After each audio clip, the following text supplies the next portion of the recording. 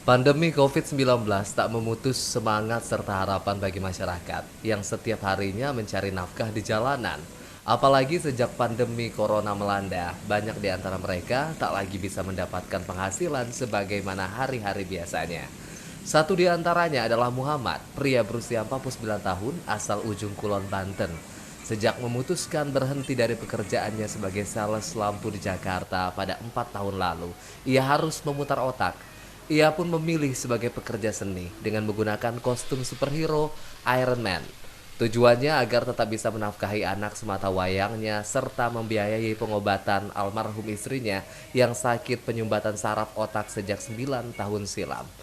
Tapi seiring waktu, pandemi COVID-19 melanda di Indonesia membuat ia harus hijrah, meninggalkan dua orang yang dia cintai.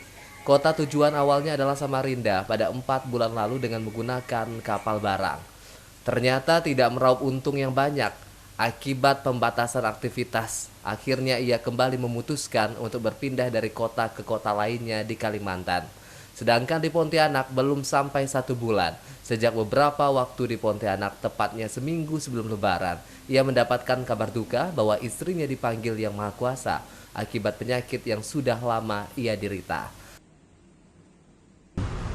Mau pulang ke Jakarta pun kami transit dari Palangkaraya, transit ke Ponti, ketinggalan kapal, padahal kami mengejar dengan kondisi istri saya yang lagi koma.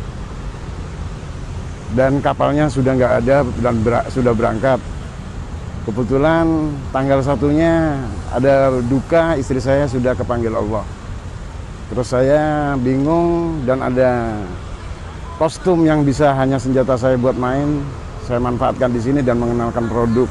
Tapi bagi saya alhamdulillah Pontianak luar biasa. Di sisi agama yang berbagai macam dan suku, di sini berbagi kasih, berbagi rezeki yang luar biasa. Pak, di Pontianak sudah berapa lama, Pak? Belum ada sebulan.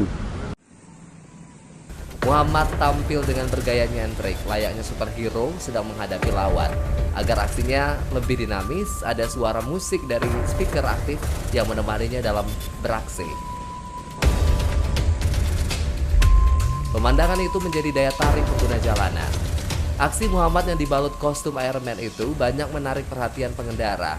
Dari roda 2 hingga roda 4 yang melintas, ada yang melempar salam atau membunyikan klakson sebagai tanda menyapa. Ada pula yang mengajak berfoto hingga memberi uang sebagai tanda simpati. Muhammad mengatakan bahwa kostum superhero ini dibuatnya sendiri berkat belajar dari komunitas.